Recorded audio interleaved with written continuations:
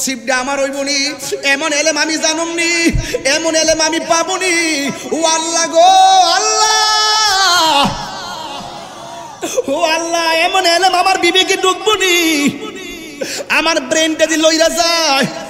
অনেক সময় নামাজের জন্য ঘুম থেকে উঠতে পারি না, অনেক সময় কাজ করতে যায় নামাজ পড়তে পারি না, অনেক সময় মায়ের সঙ্গে ভালো ব্যবহার করতে পারি না, অনেক সময় আমার নবীর দুরূদ পড়তে পারি না, অনেক সময় ওলি আল্লাহর মাজার জিয়ারত করতে পারি না। ও আল্লাহ, আমার বিবেকটা কেন লইরা যায়? ও আল্লাহ, বিবেকটারে ঠিক রাইখা হাসরের ময়দানে তুমি বলেছো কোরআন শরীফের মধ্যে যারা জানে আর যারা জানে না এরা কখনোই এক হতে পারে না। আলেমরাই তোমাকে ভয় করে। ও আল্লাহ, এমন এলেম মাথায় ঢুকাইয়া দাও, শুইলেও তুমি, জীবনেও তুমি, মরণেও তুমি। আল্লাহকে যদি চিনতে চাও এলেমের দরকার আছে না নাই? এই বিবেকটা ঠিক থাকবে। কোরআনের মধ্যে গেলে, কবরের মধ্যে গেলে তোমাকে প্রশ্ন করা হবে নবী সম্পর্কে তুমি কি বলতে। তখন তুমি যদি মুনাফিক হও, তুমি বলবা লা আদ্রি, আমি জানি না। তখন তোমাকে প্রশ্ন করা হবে আল্লাহ কি তোমাকে বিবেক দিয়েছিল না? আল্লাহ কি তোমাকে কোরআন দিয়েছিল না? এই কোরআন পড়লে না কেন? বিবেকটার সঠিকভাবে খাটাইলে না কেন? এই জন্য তুমি কবরের ভিতরে বলতেছো মানুষে যা বলতো তুমি তাই শুনতে আর বলতে। না না না, মানুষের কথা বোঝার জন্য আমার আল্লাহ তোমারে বিবেক দিয়েছিল। ইন্নামা আনা কাসেম ওয়াল্লাহু ইউতি, আল্লাহ আমাকে দেয়, আমি নবী বন্টন করি। আল্লাহ আমাকে দেয়, আমি নবী বন্টন করি। এটা লা দিরহামান, এটা দিরহাম নয়, ওয়ালা দিনারান, এটা দিনার নয়, কোনো টাকা না পয়সা না, এটা হলো আল্লাহ পাকের দেওয়া আমার নবীর এলেম, কিয়ামত পর্যন্ত বন্টন হতেই থাকবে। এই এলেম পাইবে। এলেম পেয়েছে খাজা গরিব নওয়াজ, এলেম পেয়েছে হযরতে আব্দুল কাদের জিলানী, এলেম পেয়েছে আল্লামা আহমদ হাসান রহমাতুল্লাহ আলাইহি, এলেম পেয়েছে মুহসিন আউলিয়া, এলেম পেয়েছে বাইজিদ বুস্তামি, এলেম পেয়েছে গোলাপ শাহ, এলেম পেয়েছে গরিবুল্লাহ শাহ, এলেম পেয়েছে মিসকিন শাহ, এলেম পেয়েছে শাহ আলী বুগদাদি, এলেম পেয়েছে ওই যে শাহজালাল, এলেম পেয়েছে শাহপরান। কিয়ামত পর্যন্ত এটা বন্টন হতেই থাকবে। জোরে বলুন না সুবহানাল্লাহ। মা ইয়াখশাল্লাহ মিন ইবাদিহিল উলামা।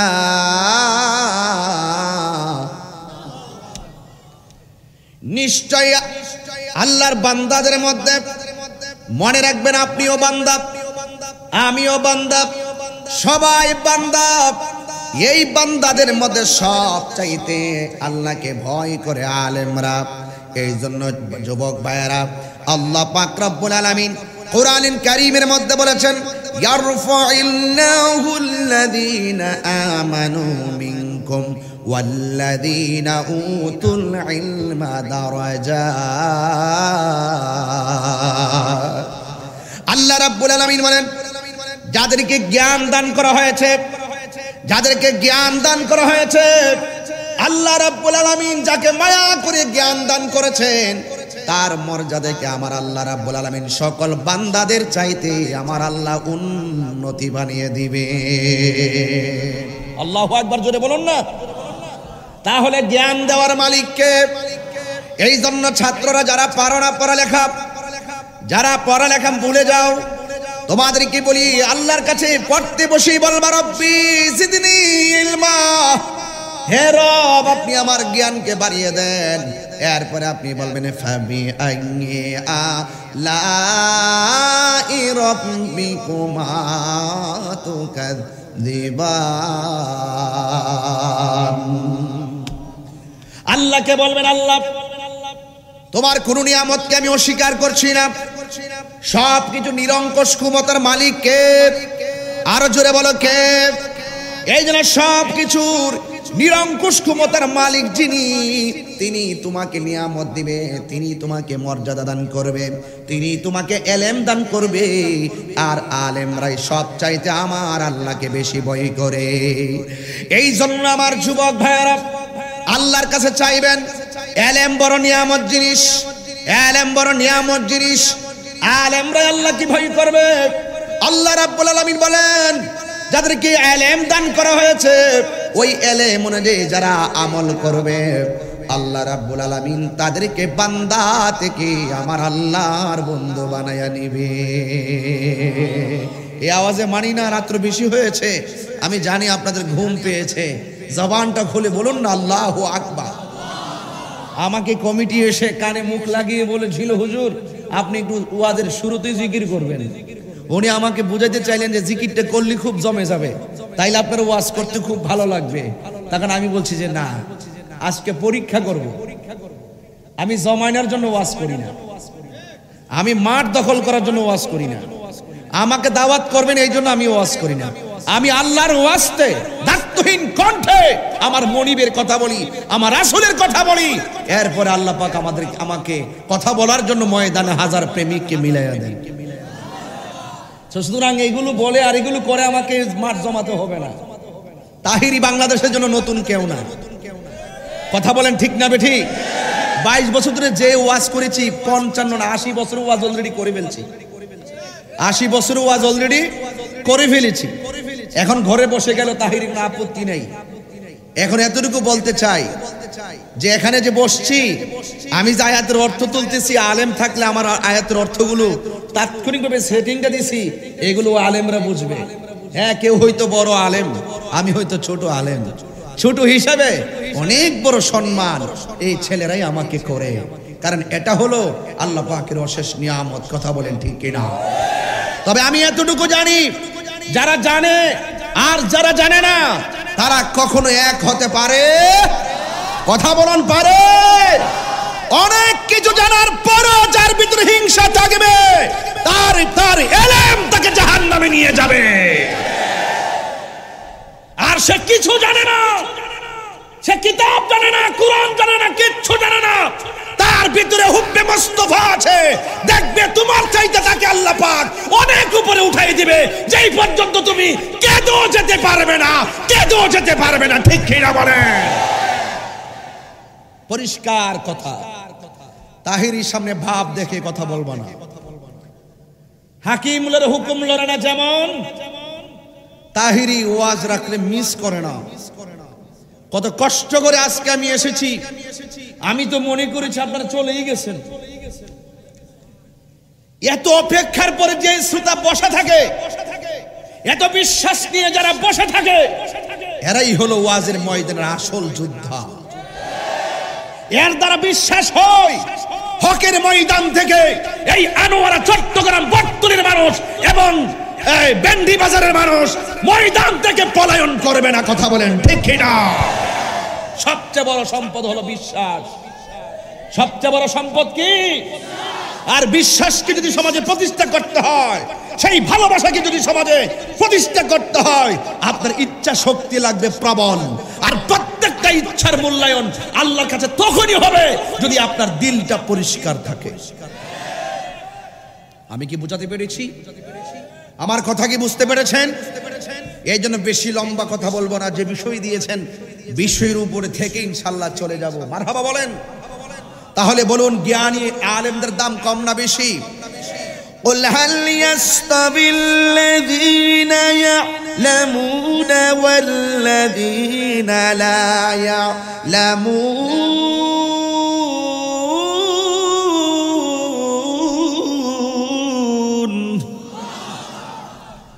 আল্লাহ বলছেন, হ্যাঁ বন্ধু আপনি বলে দিন, যারা জানে আর যারা জানে না এরা কখনো এক হতে পারে না।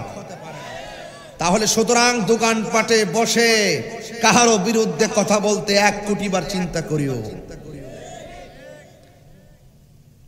1 কোটি বার চিন্তা করিও।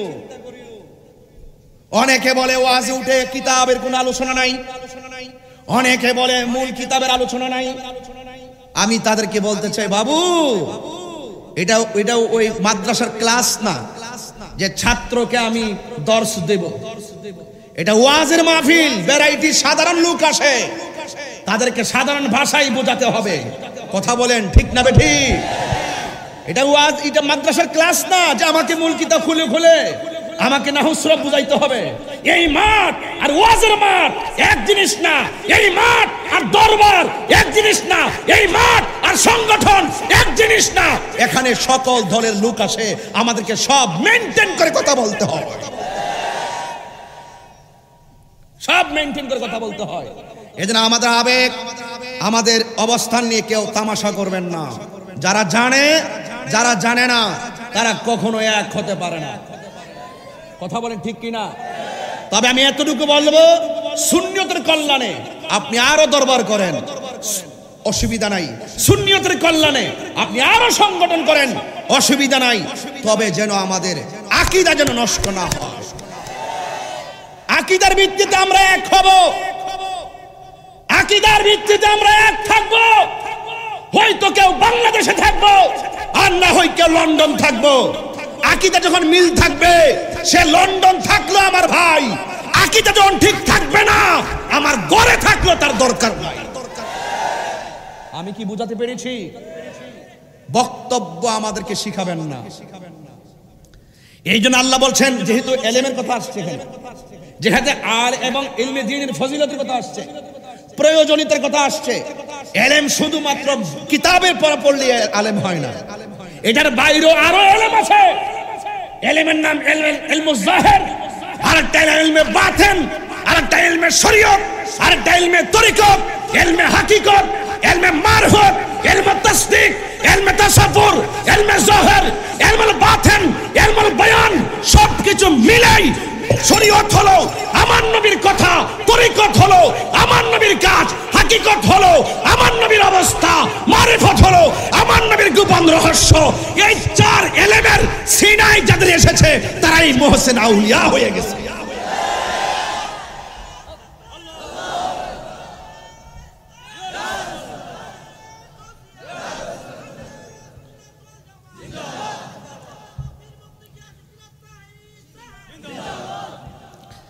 যারা জানে আর যারা জানে না, এরা কি এক? তাহলে বলা হয়েছে, তুমি যদি না জানো, তুমি যদি না জানো, যারা জানে তাদের কাছে যাও। আরো বড় করে বলে না। আর কি বুঝাইতাম আপনাদেরকে? আপনি কি আমার প্রতি অসন্তুষ্ট হচ্ছেন? বেশি লম্বা আলোচনা যদি করবো না, তো বেশি অল্প সময় আমি চুম্বক কথা বলার চেষ্টা করতেছি, কোনো ফাঁকি ঝুঁকি আমি তাহিরি করি না। তবে যারা জানে না তাদেরকে কি বলা হয়েছে? যারা জানে তাদের কাছে যাও। জানে কারা? মূর্খ না জ্ঞানীরা? তো যাদের কাছে যাবেন তারা আলেম, তারা কি হবে? আলেম হবে। তবে আলেম হবে। বুখারী শরীফের বাবু ফাদলিল ইলম, বাবু ফাদলিল ইলমে একটি বাব আছে। বাবের মধ্যে একটা হাদিস আসছে, আন মুআবিয়া রাদিয়াল্লাহু তাআলা আনহু قال, আন মুআবিয়া রাদিয়াল্লাহু তাআলা আনহু قال, قال রাসূলুল্লাহ সাল্লাল্লাহু আলাইহি ওয়াসাল্লাম, মাই ইউরিদিল্লাহু বিহি খায়রান ইউফাক্কিহুহু ফিদ্দীন। আল্লাহ যাকে ইচ্ছা করেন তাকে দ্বীনের ইলম দান করেন। আল্লাহ যাকে চান তাকে দ্বীনের ইলম দান করেন। এই হাদিসটাকে আপনারা মানেন? কথা কয় না। হাদিসটাকে আপনারা মানেন? হাদিসটা বর্ণনা করছে কে? কথা কয় না। কোন জায়গায় কথা বলেন? একটু সতর্ক থাকবেন যেন ঈমান ধ্বংস না হয়। বুখারী শরীফের বাবু ফাদলিল ইলমে, এই বাবের মধ্যে এসেছে, আন মুআবিয়া রাদিয়াল্লাহু তাআলা আনহু, হযরতে মুআবিয়া রাদিয়াল্লাহু তাআলা আনহু থেকে বর্ণিত, ক্বালা, তিনি বলেছেন, ক্বালা রাসূলুল্লাহ সাল্লাল্লাহু আলাইহি ওয়াসাল্লাম, মা ইউরিদুল্লাহু বিহি খায়রান। আল্লাহ যাকে চান, আল্লাহ যার কল্যাণ চান, আল্লাহ যাকে চান তাকে কি করেন? ইউফাক্কিহুহু ফিদ্দীন, তাকে দ্বীনের ইলম দান করেন। এই আওয়াজে মানব না, জোরে বলেন সুবহানাল্লাহ। এই হাদিসটা কি বুখারী থেকে কেটে ফেলে দিতে পারবেন? এই হাদিসটাকে কি অস্বীকার করতে পারবেন? এই হাদিসকে অস্বীকার করা মূলত নবীকে অস্বীকার করা। কারণ আমিরে মুআবিয়ার বাবার শক্তি নাই যে নিজে বলবে। তিনি বলছেন আমার নবী বলেছেন। এই হাদিসটা ইমাম বুখারী বুখারী শরীফের মধ্যে এনেছেন। জোরে কোন সুবহানাল্লাহ। তো ইমাম বুখারীও এই হাদিসটাকে সহিহ জেনে এনেছেন এবং এই হাদিসটা গ্রহণযোগ্য হয়েছে বলেই বুখারীতে স্থান পেয়েছে। তাহলে বোঝা গেল হযরতে আমিরে মুআবিয়া রাদিয়াল্লাহু তাআলা আনহু একজন সাহাবী। জোরে বলেন না সুবহানাল্লাহ। তাইলে কথা পরিষ্কার, আল্লাহ যাকে চান তাকে দ্বীনের ইলম দান করে।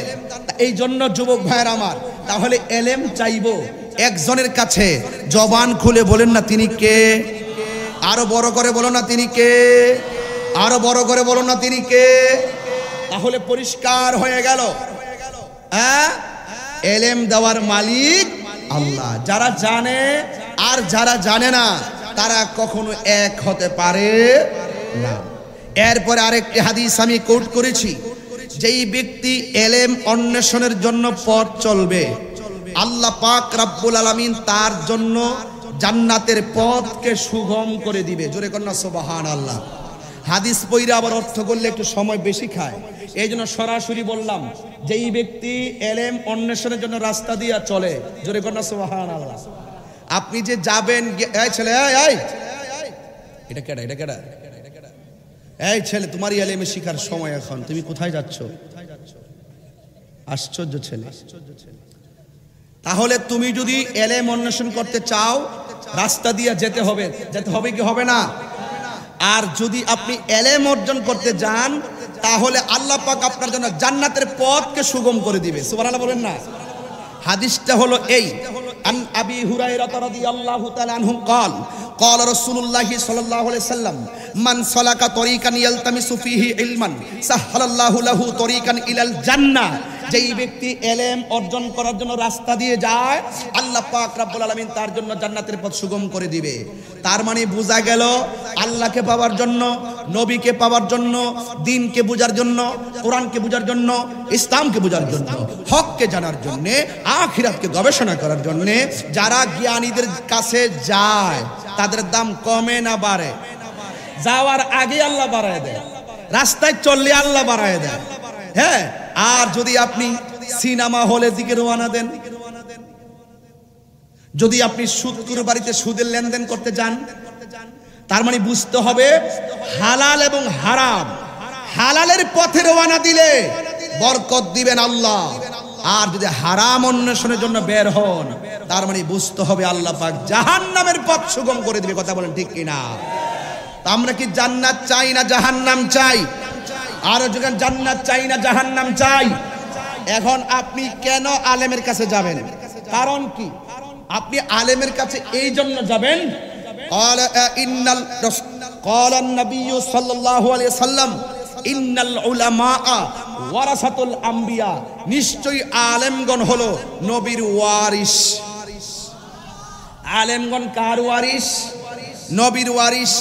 আমার বাবা যদি এখন ইন্তিকাল করে, তাহলে আমি আমার বাবার ধন সম্পত্তির ভাগ নিব।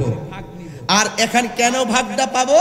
আমি আমার বাবার ওয়ারিস, আমি আমার বাবার ওয়ারিস। কিন্তু হাদিস শরীফের মধ্যে আছে, এই হাদিসটা সহিহুল বুখারীর মধ্যে আছে, এই হাদিসটাতে বলা হয়েছে ইন্নাল উলামা ওয়ারাসাতুল আম্বিয়া, নিশ্চয়ই আলেমগণ নবীর ওয়ারিস। ইন্নাল আম্বিয়া লাম ইউয়ারিসু ইউরাসু দিনারান ওয়ালা দিরহামান ইন্নামা ওয়ারাসুল ইলমা ফামান আখাযাহু আখাযা বিহাজ্জু ওয়াফিরিন। বলা হচ্ছে নবীগণ আলেমদের জন্য, যে নবী যে আলেমদেরকে, আলেমরা যে নবীর ওয়ারিস, নবী আলেমদের জন্য কি রাখছে? সম্পদ রেখে যায় নাই, রাইখাকে দেরহাম রেখে যায় নাই, কোনো টাকা রেখে যায় নাই, অর্থাৎ রেখে গেছে কি? রেখে গেছে এলেম। যেই এলেমটা যারা গ্রহণ করতে পেরেছে, তারা আল্লাহর পক্ষ থেকে অনেক নিয়ামত গ্রহণ করেছে। তাহলে রাসূল যে বলছেন, ওই যে বুখারী শরীফের আরেকটা হাদিস, হযরত আমিরে মুআবিয়া রাদিয়াল্লাহু তাআলা আনহু থেকে বর্ণিত, তিনি তার এই হাদিসটা এইভাবে আসছে, আমি কি বোঝাতে পেরেছি আপনাদেরকে? তার মানে রাসূল কি আমাদের জন্য সম্পদ রেখে গেছে? কি রেখে গেছে? এলেম। এই জন্য যুবক ভাই, রাসূল বলছেন ইন্নামা আনা কাসিম, আমি নবী হলাম বন্টন করি, ওয়াল্লাহু ইউতি, আর আল্লাহ আমাকে দান করে। চিৎকার মেরে কন্যা সুবহানাল্লাহ। এই জন্য আল্লাহর হাবিব একটি দোয়া পড়তেন, সব সময় একটি দোয়া আমাদেরকে শিক্ষা দিয়েছেন। সবাই আমার সাথে বলুন আল্লাহুম্মা। এই আওয়াজে মানি না, জবান খুলে বলো আল্লাহুম্মা ইন্নী আসআলুকা ইলমান নাফিআন ওয়া রিজকান তাইয়িবান ওয়া আমালান মুতাকাব্বিলান। আল্লাহ রাব্বুল আলামিনের হাবিব আমার আল্লাহর কাছে বলেছেন, হে আল্লাহ, আমি আপনার কাছে প্রার্থনা করছি আমাকে আপনি এলেম দিবেন, কিন্তু উপকারী এলেম দান করবেন। 2 নম্বর ওয়া রিজকান তাইয়িবান, আমাকে আপনি আপনার কাছে আমি পবিত্র রুজি প্রার্থনা করছি। ওয়া আমালান মুতাকাব্বিলান, এবং কবুলযোগ্য যে আমল আছে এই আমলটা আপনার কাছে কামনা করছি। তার মানে বোঝা গেল আমরা আল্লাহর কাছে চাইবো উপকারী এলেম চাইবো। দেখেন অনেক জ্ঞান আছে, এই বিবেকটা কিন্তু অনেকভাবে মানুষ খাটায়। অনেকে মনে করে বাবা ইয়াবা খাইলে, ফেঞ্চি খাইলে শরীরের মধ্যে একটা ভাব আসে আর গায়ের মধ্যে একটা চাঙ্গা চাঙ্গা ভাব হয়। আপনারা জবান খুলে বলেন, নেশা করা কি হালাল না হারাম? কিন্তু আরেক প্রকার জ্ঞান আছে, রাতের বেলা দাঁড়ায় নামাজ পড়লে কষ্ট হবে, এরপর আমি নামাজ পড়বই। আমি হজে গেলে কষ্ট হবে, আমি হজে যাবই। দান করলে আমার সম্পদ কমবে, এরপর আমি দান করবই। ওই জ্ঞানটা যার মাথার ভিতরে থাকে, এদের ব্যাপারে আমার আল্লাহ রাব্বুল আলামিন বলে দিয়েছেন, এদের সম্মান আমার আল্লাহ রাব্বুল আলামিন হাসরের ময়দানে কমিয়ে দিবেন না বাড়িয়ে দিবেন। বাড়াইতে বাড়াইতে কেমন বাড়াবে? আমার আল্লাহ রাব্বুল আলামিন হাবিব বলেছেন, ইয়াশফাউ ইয়াউমাল কিয়ামাতি সালাসাতুল আম্বিয়া সুম্মাল উলামা সুম্মা শুহাদা। হাসরের ময়দানে আল্লাহ রাব্বুল আলামিন, হাসরের ময়দানে আল্লাহ রাব্বুল আলামিন 3 শ্রেণীর মানুষকে হাসরের ময়দানে কথা বলার সুযোগ দিবে। এই সুযোগটা আমি পামুনি, এই সুযোগটা আপনার নসিব হবেনি। আজকের এই বেন্ডি বাজারের মাহফিলটাতে বইলা দিয়া যায়, আয়ের মঙ্গলের বেন্ডি বাজারের মাহফিল আমি বইলা দিয়া যাই। এই আরো বড় করে বলেন সুবহানাল্লাহ। আমার নবী, আপনার নবী বলেন, ইয়াশফাউ ইয়াউমাল কিয়ামাতি সালাসাতুল আম্বিয়া সুম্মাল উলামা সুম্মা শুহাদা।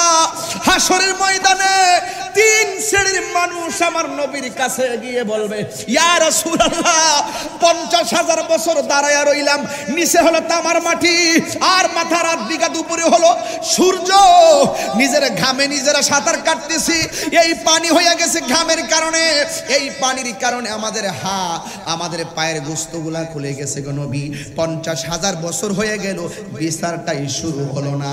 আমার মনে হয় কাহারও কথাই বিচার শুরু হবে না। আল্লাহর কাছে বলেন না, বিচারটা শুরু করার জন্য আমার আল্লাহ রাব্বুল আলামিনের হাবিব একমাত্র আমার আল্লাহর কাছে যাইয়া কথা বলবেন, আর আমার নবীর কাছে যাবেন 3 শ্রেণীর মানুষ। আল্লাহু আকবার বলবেন না? 1 নম্বর হলো নবীগণ, 2 নম্বর হলো আলেমগণ। এলেম লাগবে, কি লাগবে? এলেম লাগবে। এলেম ছাড়া সত্য মিথ্যার মাপকাঠি করা যায়? আরো যদি কথা করা যায় না।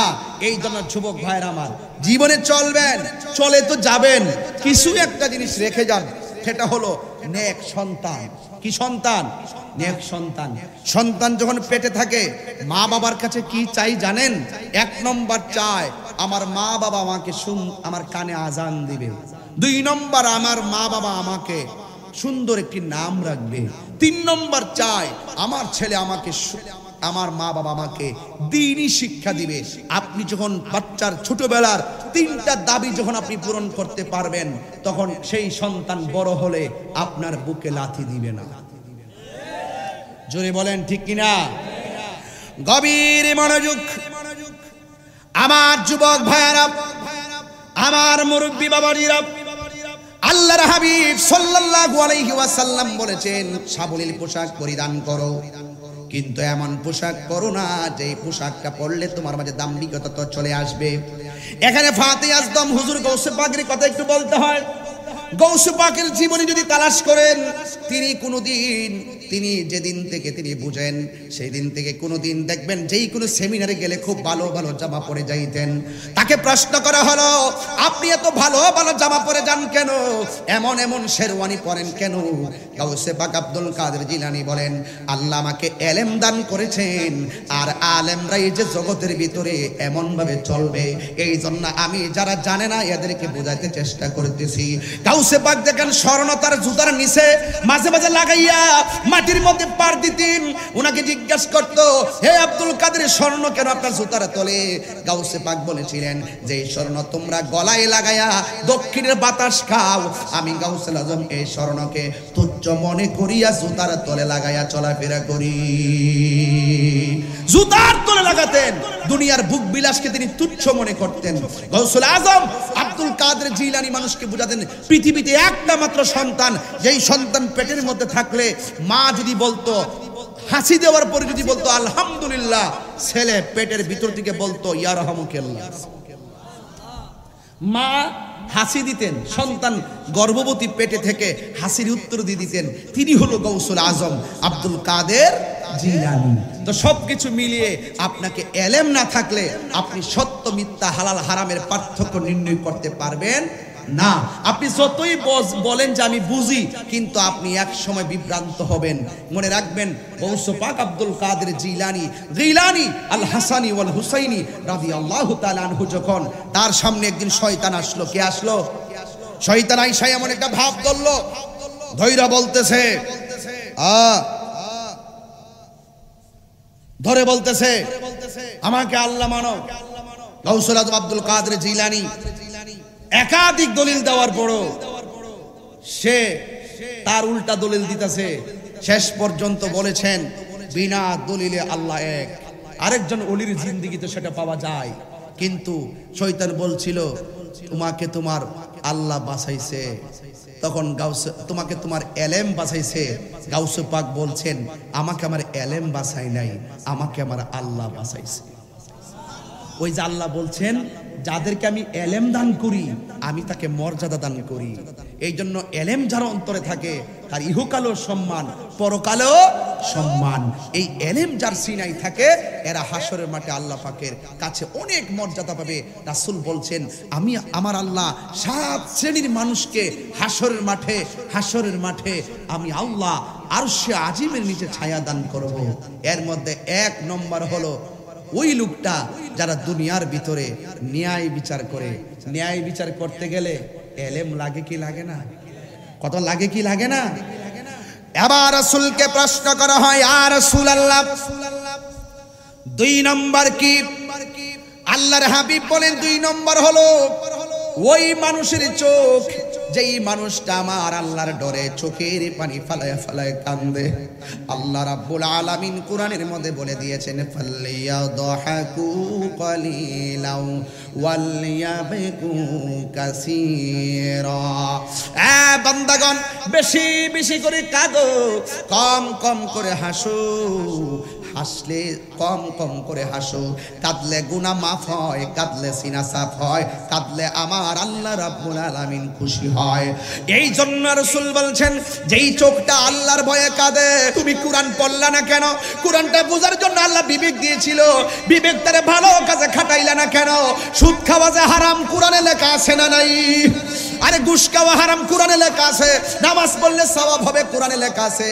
কিন্তু সব কিছু মিললে বোঝার জন্য আল্লাহ রাব্বুল আলামিন তোমাকে বিবেক দিয়েছেন। তুমি যখন তোমার বিবেককে খাটাও না,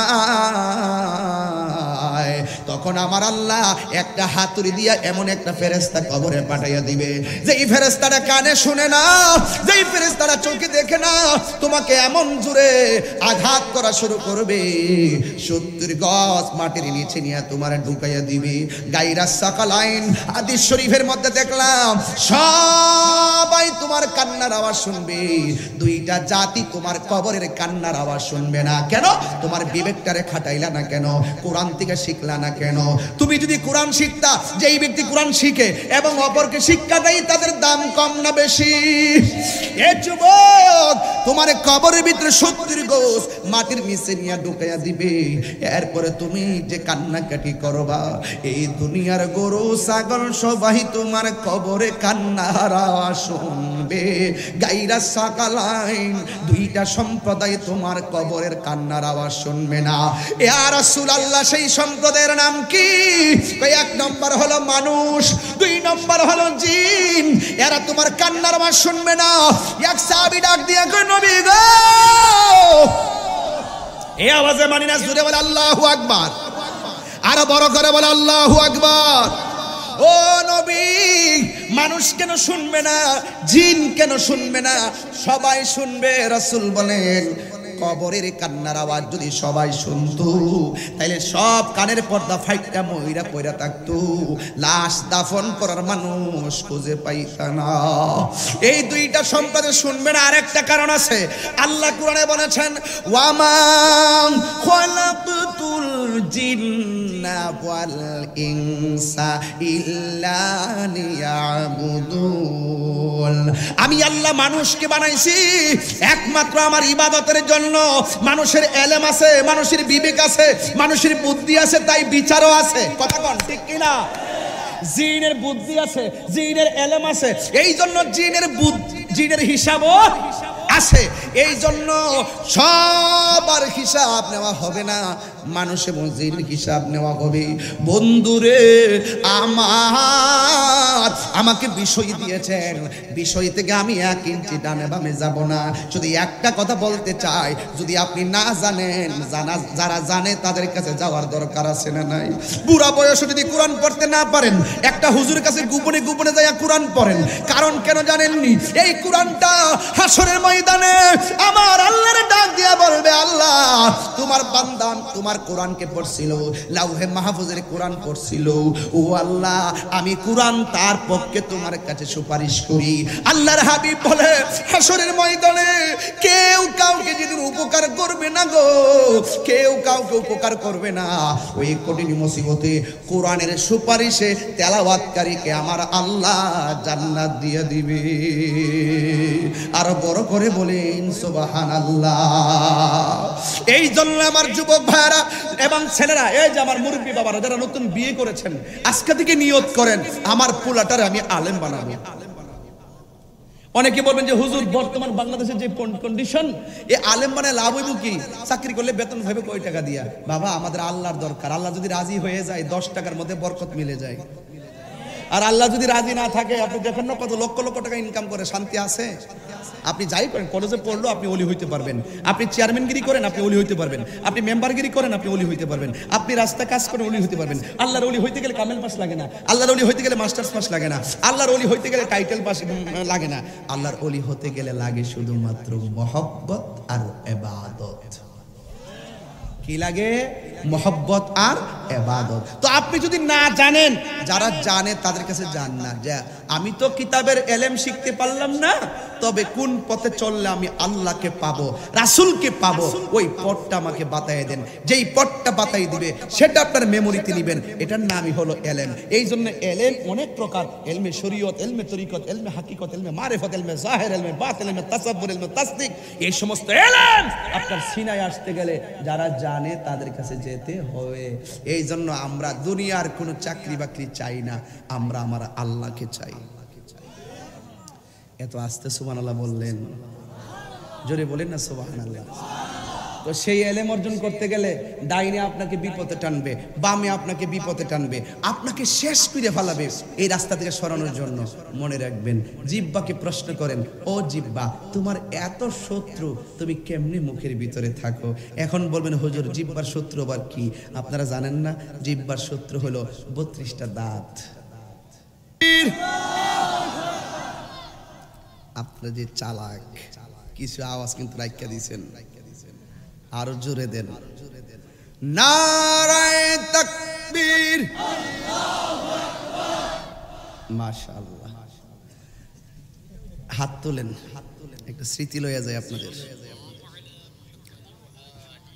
হাত সোজা করেন না। আহা, লাইট তো সুন্দর হয়েছে কিন্তু অন্ধকার হবে না। নারায়ে তাকবীর, নারায়ে রিসালাত, আহলে সুন্নাত ওয়াল জামাত, কুরআন সুন্নাহর আলো, অ্যাকশন অ্যাকশন মুনাফিকের বিরুদ্ধে, অ্যাকশন অ্যাকশন শিয়াদের বিরুদ্ধে, নারায়ে তাকবীর।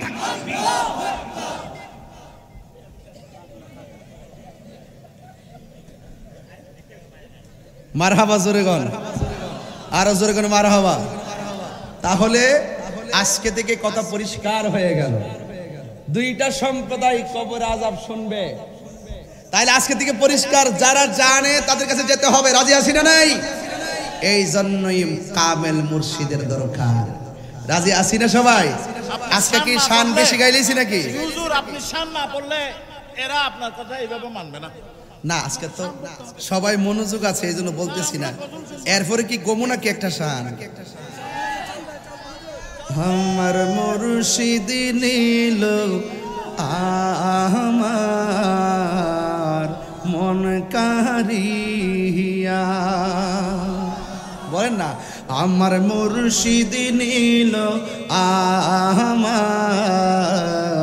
মন কারিয়া, কেমন করে নীল হয়ে মন, কেমন করে নীল হয়ে মন প্রেমে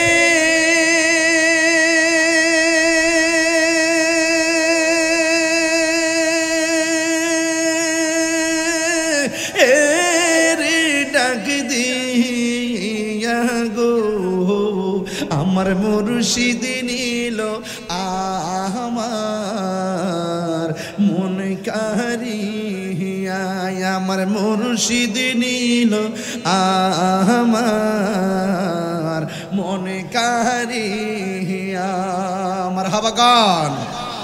আমারি মন করলা গহরণ কি রূপ দেখাইয়া, আমারি মন করলা গহরণ কি রূপ দেখাইয়া, সেই রূপের ঝলকে আমার, সেই রূপের ঝলকে আমার কি যে গেল আমার মুর্শিদ নীল আমার মনে কারিয়া, আমার মুর্শিদ নীল আমার মনে কারিয়া। খুশি না বেজার? কিশোরে কর লোগোয়ুতাল পাগো হলো বাহানাইয়া, দয়াল রে কি রূপে কো রাল্লা গয়ুতাল পাগো হলো বাহানাইয়া। ওরে কি কথা বলিবে বলে, কি কথা বলে গেল শাদিয়া গো, আমার মুর্শিদ নীল মাশাআল্লাহ। অনেকগুলা টাকা দিয়ে, নতুন টাকা দিয়ে দিচ্ছে আমার মান্নান ভাই। মারহাবা গান। আমার মুর্শিদ নীল আমার মন কারিয়া, তোমারিয়া সাথে গয়া আমার জীবন গেল বইয়া, হাইরে তোমারিয়া সাথে গয়া আমার জীবন গেল বইয়া। এই জীবনের কি দাম আছে, এই জীবনের কি দাম সে যদি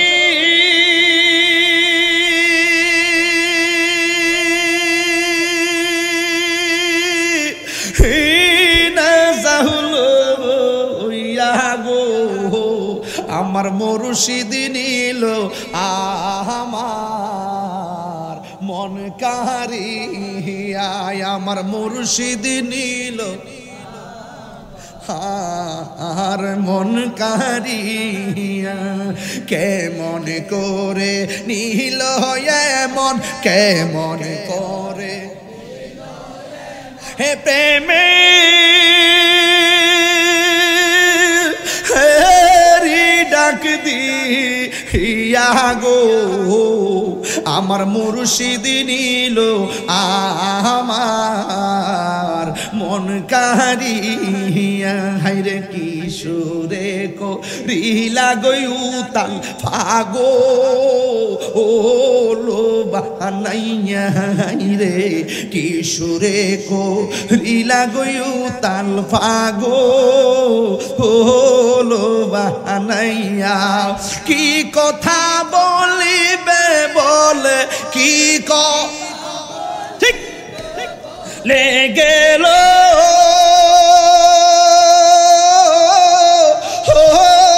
আশা দিয়া গো আমার মুর্শিদ নিল আমার মন কারিয়া আমার মুর্শিদ নিল আমার মন কারিয়া কি আরে কে মনে করে নিল মন কে মনে করে এই তাহিরির মন কে প্রেমে হেরি ডাক দিয়া গো আমার মনজুর নিল আমার মন কারিয়া